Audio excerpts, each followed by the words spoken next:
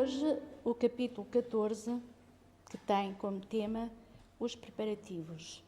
Se olharmos para a imagem, fica aqui assim um bocadinho, tá, para a imagem ali, conseguimos ver aquela estrela de onde sai, de onde brota um jato de luz enorme. Aquela estrela é nosso lar. Nosso lar, a colónia espiritual que fica sobre a crosta terrestre, que se vê por baixo da estrela ali. E, analisando melhor a imagem, conseguimos ver muitos pontinhos de luz, que são os espíritos que vão e voltam de nosso lar até à crosta terrestre, ou para outras dimensões, para outros locais. Hoje, André Luís, neste capítulo 14, fala-nos dos preparativos que ele, Vicente e Aniceto estão a fazer no sentido de embarcarem, saírem de nosso lar com destino a passarem uma semana na crosta. Então, vamos ver o que nos diz a esse respeito André Luís. E André Luís diz, à noite, Aniceto, que é um instrutor do grupo a que ele pertence, deste grupo de trabalho e de estudo, de organização, Aniceto veio ver-nos, começando por dizer: amanhã deveremos partir os 3, a serviço nas esferas da crosta. Telésforo recomendou-me certas atividades de importância, mas posso atendê-las em particular, proporcionando a ambos uma estação semanal de experiência e serviço. Fiquei radiante, diz André Luís. André Luís era médico, Vicente também era médico, e no capítulo 13, se recordam, foi-nos chamado e alertado para a importância da medicina e dos médicos, de quem vem com a profissão de médico quando encarna. Fiquei radiante, diz ele.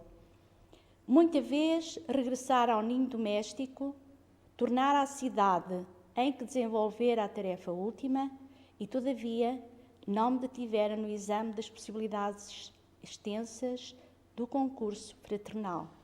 Aqui ele refere que já várias vezes, depois de estar desencarnado e de estar em nosso lar, ele tinha vindo à cidade de onde tinha desencarnado, onde tinha vivido na última existência, na última encarnação, mas que não tinha tido possibilidade de auxiliar os outros. De quando em vez, era defrontado por situações difíceis, nas quais velhos conterrâneos encaravam problemas de vulto. Entretanto, sentia-me incapaz de auxiliá-los eficientemente na solução desejável. Faltava-me técnica espiritual para fazê-lo. Não tinha bastante confiança em mim mesmo. Deixando perceber que ouvir os meus pensamentos profundos, Aniceto dirigiu uma palavra de maneira especial, asseverando-me: você, André, ainda não pôde auxiliar os amigos encarnados porque ainda não adquiriu a devida capacidade para ver. E esta capacidade para ver, nós que estamos aqui encarnados, temos a obrigação espiritual de rogar e de a pedir a Jesus quando em prece.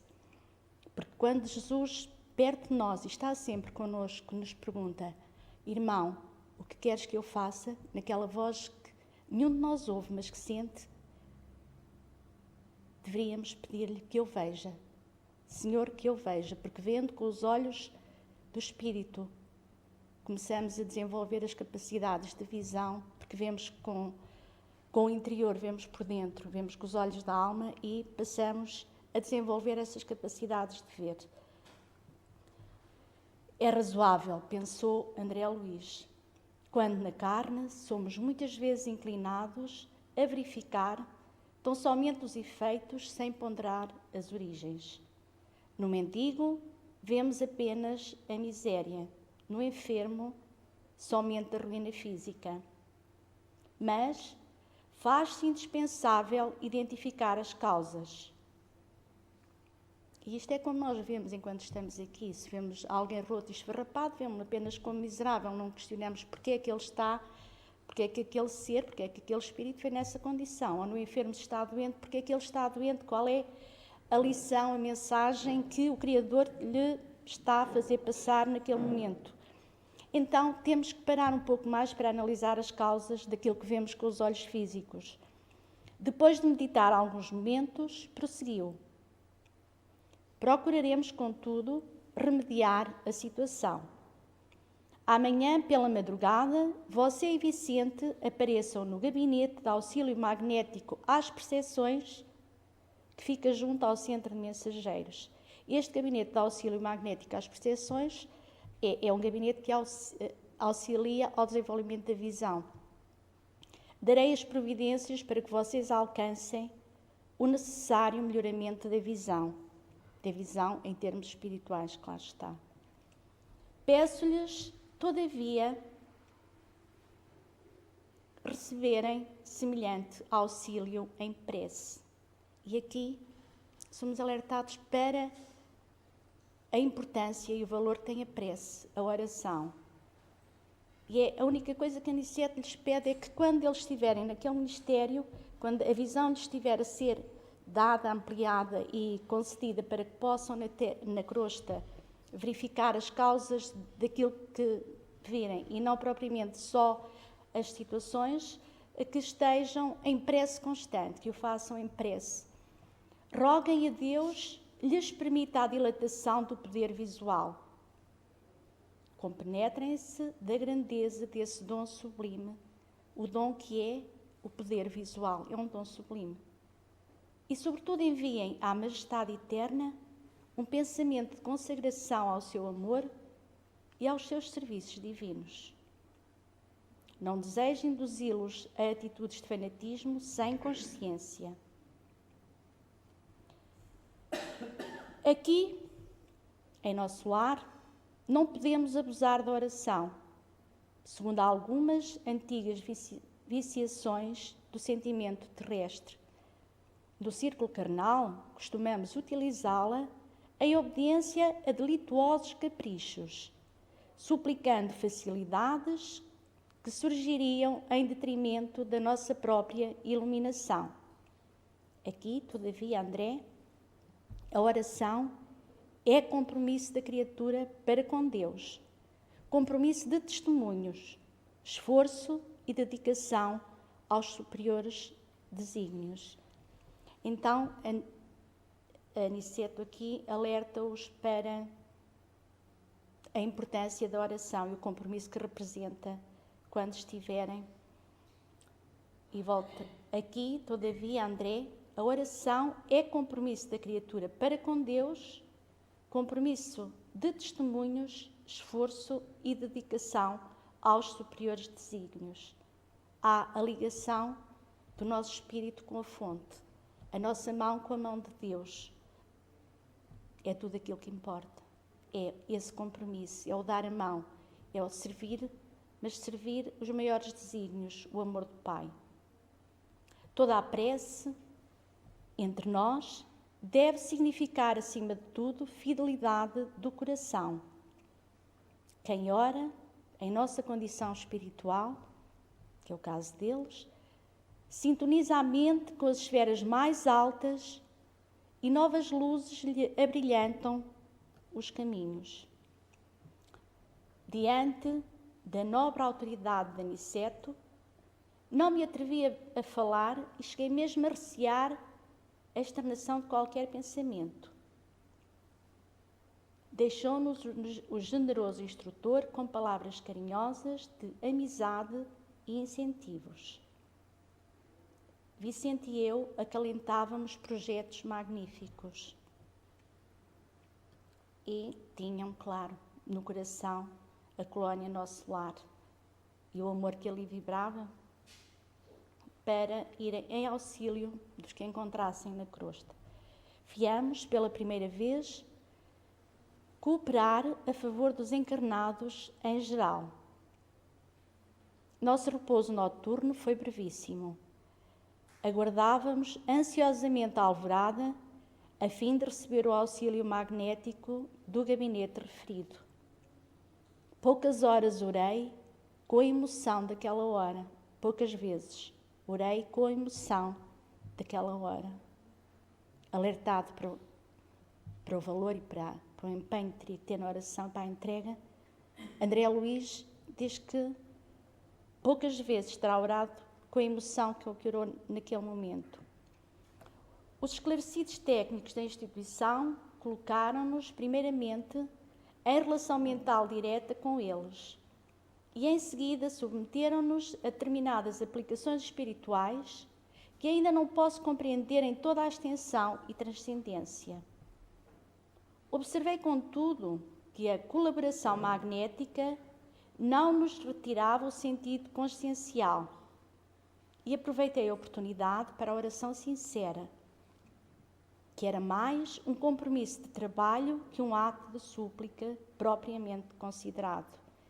O ato de súplica que é aquilo que a maior parte de nós faz quando entra em prece, pede. Poucas vezes agradece. Aqui, André Luiz teve a noção de que era um compromisso para o trabalho em prol dos outros, para o trabalho de entrega e de amor. Decorrido certo tempo, fomos declarados em liberdade para sair quando nos prouvesse. A princípio, nada notei de extraordinário, embora sentisse dentro do coração nova coragem e alegria diferente. Experimentava bom ânimo, até então desconhecido. Os meus sentidos da visão e da audição pareciam mais límpidos. Aniceto, que se mostrava muito satisfeito, esperava-nos no centro, marcando a partida para o meio-dia. Ansioso, aguardei o instante aprazado. Não nos ausentamos do nosso lar, como os viajores terrestres, geralmente carregados de metalontagens e volumes diversos. Aqui, disse Aniceto jocosamente, toda a nossa bagagem é a do coração. Na terra, malas, bolsas, embrulhos. Mas agora devemos conduzir propósitos, energias, conhecimentos e, acima de tudo, disposição sincera de servir. Alguns companheiros presentes riram-se com gosto. Nesse instante, nosso orientador, Aniceto, fez algumas recomendações. Designou colegas para a chefia de turma de aprendizado, uma vez que ele ia também acompanhá-los aquela semana e não iria estar. Estabeleceu programas de serviço e notificou que voltaria à colónia diariamente por algumas horas, deixando-nos, a Vicente e eu, nos serviços da crosta, em trabalhos e observações que deveriam prolongar-se por toda a semana. Despedimos-nos dos camaradas de luta, repletos de esperança. Era a nossa primeira excursão de aprendizado e cooperação aos semelhantes. Quando nos pusermos a caminho, nosso instrutor observou: creio que a viagem para vocês será diferente. Certo, estão habituados à passagem livre, mantida por ordem superior para as atividades normais de nossos trabalhos e trânsito dos irmãos esclarecidos em vésperas de reencarnação. Cada vez que reencarnamos, temos uma passagem livre, mais límpida, mais direta, para podermos reencarnar sem tropeços no caminho. Desta vez, a viagem iria ser diferente, não iria ser como as viagens de reencarnação. Como assim? Perguntou Vicente, admirado. Pois não sabia? As regiões inferiores entre o nosso lar e os círculos da carne são tão grandes que exigem uma estrada ampla e bem cuidada, requerendo também conservação, como as importantes rotas terrestres. E esta explicação é importante, porque olhando para o céu, olhando para o alto, não nos apercebemos. Eu costumo pensar que nós vemos que os aviões também têm rodas, portanto deve haver estradas no céu.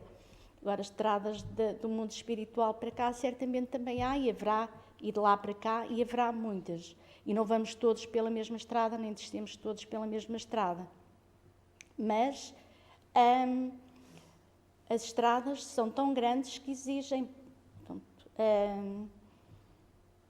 uma cuidada conservação, como as nossas próprias estradas aqui. Por lá, obstáculos físicos. Por cá, obstáculos espirituais. Ou seja, à beira das estradas que vêm do mundo espiritual para cá, ou que vão daqui para o mundo espiritual, também há obstáculos espirituais. Também há espíritos que estão no caminho, que ainda não subiram, que estão à espera de ascender, ou por qualquer motivo ainda estão ali parados. As vias de comunicação normais destinam-se apenas a intercâmbio indispensável. Os que se encontram na tarefa da nossa rotina sagrada precisam livre trânsito, e os que se dirigem da esfera superior à reencarnação devem seguir com a harmonia possível, sem contacto direto com as expressões dos círculos mais baixos. A absorção de elementos inferiores determinaria sérios desequilíbrios no renascimento deles. Há que evitar semelhantes distúrbios. E esta explicação é de tal forma magnífica que quando reencarnamos, quando alguém reencarna, a estrada por onde vem, o caminho que segue, é de tal maneira limpo e maravilhoso para evitar desequilíbrios e distúrbios no renascimento.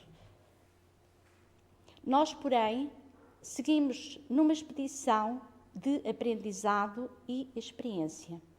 Então, não devemos preferir os caminhos mais fáceis. Identificando-nos a perplexidade, Aniceto concluiu: imaginemos um rio de imensas proporções, separando duas regiões diferentes. Existe o vale que oferece transporte rápido e há passagens diversas através de fundos precipícios.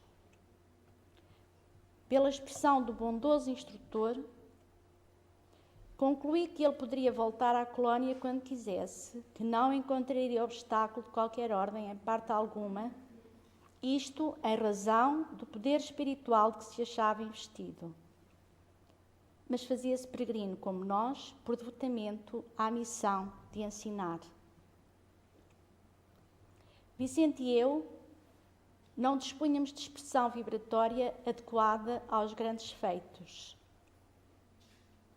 Éramos vulgares, quanto era a maioria dos habitantes da nossa cidade espiritual.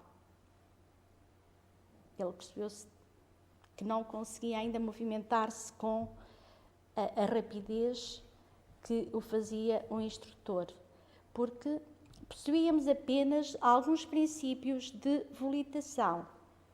Contudo, permanecíamos muito distantes do verdadeiro poder. Nunca vira, pois, a energia e a humildade em tão belo consórcio. Tudo é progressivo, tudo se conquista devagar, e a capacidade para se movimentar no mundo espiritual, como espírito, também tem as suas etapas, também tem os seus degraus, também é conquistada. Aniceto dirigia-nos firmemente como orientador de pulso, vigoroso e sábio, mas não vacilava em se fazer igual a nós, a fim de servir como devotado companheiro. Meditando sobre a lição sublime, em pleno impulso volitante, contemplei as torres do nosso lar que iam ficando à distância. E se eles começaram a viagem, assim começa a preparação. Com este capítulo, iniciamos a segunda parte do livro, que vai até ao capítulo 32, onde o estudo é direcionado na descrição de atendimentos prestados a encarnados e a desencarnados pela equipa de mensageiros do nosso lar. Aniceto transmitiu aos dois amigos uma visão inteiramente nova acerca da oração e diz-lhe: não podemos abusar da oração aqui, segundo antigas viciações do sentimento terrestre, explicou Aniceto. No círculo carnal, costumamos utilizá-la em obediência a delituosos caprichos, suplicando facilidades que surgiriam em detrimento da nossa própria iluminação. Em nosso lar, porém, a oração é compromisso de testemunhos, esforço e dedicação aos superiores desígnios. Toda a prece entre nós deve significar, acima de tudo, fidelidade do coração. Quem ora, em nossa condição espiritual, sintoniza a mente com as esferas mais altas e novas luzes lhe abrilhantam os caminhos. Por recomendação de Aniceto, como vimos, André Luís e Vicente receberam no gabinete de auxílio magnético às percepções, junto ao centro de mensageiros, algumas aplicações espirituais, entre outras consequências, dilatariam a sua visão espiritual.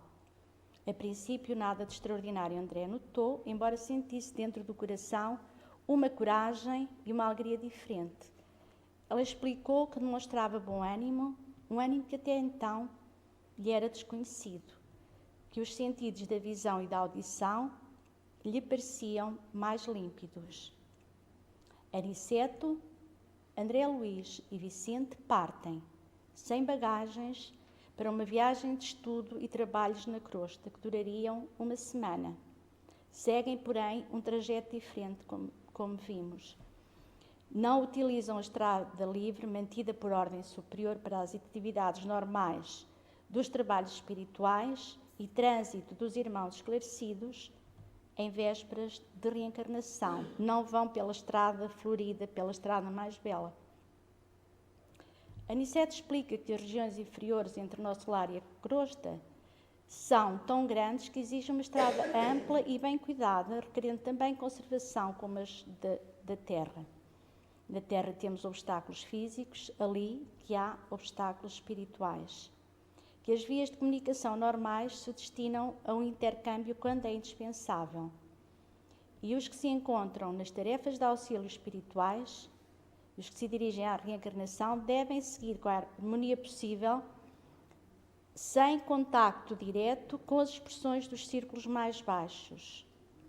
Isto porque a absorção de elementos inferiores determinaria sérios desequilíbrios no renascimento deles. Este pequeno grupo, 3 pessoas, de 3 espíritos, seguiria um caminho menos fácil, porque o objetivo era de aprendizado e de experiência. Aqui, refere, toda a nossa bagagem é a do coração. E não são só os 3 que vêm, que vibram, são todos os amigos que estão lá, que acabam por vibrar também em termos de coração. Na Terra, ele explica que temos e andamos sempre em viagem carregados de malas, bolsas e embrulhos. E que naquele momento deveriam conduzir propósitos, energias, conhecimentos e, acima de tudo, a disposição sincera de servir. A disposição sincera de servir a Deus. E assim, terminamos também este capítulo com a certeza de que um dia, seja qual for a estrada que seguirmos, iremos sem bagagem, apenas com a bagagem do coração, com a bagagem do espírito, sem malas, sem apetrechos, com as bagagens que fizermos no bom servir, e é para servir que estamos aqui, servir a Deus, servir ao próximo que somos todos nós. Obrigada pela vossa atenção e espero que este capítulo tenha enriquecido um pouco mais o nosso entendimento acerca da vida espiritual e da nossa vida enquanto seres encarnados. como tudo é belo quando vemos com os olhos de ver. E que conseguimos, se assim o quisermos, e se ouvirmos a voz de Jesus, que ao nosso lado constantemente está, e que nos pergunta: irmão, o que queres que eu faça? Tal como ele fez e perguntou ao cego que encontrou na Galileia. E esse cego não teve problemas e de repente lhes disse: que eu veja. Ele disse: vai, que a tua fé te salvou. E ele seguiu Jesus. Então, nós temos essa capacidade também. Basta pedirmos para ver. Mas para ver de verdade, ver o que está por trás daquilo que realmente nos aparece. Ver as causas e não só a aparência. Que os vossos olhos e os meus passem a ver de uma forma diferente também a partir de hoje. É o meu desejo e grata por tudo. Que assim seja.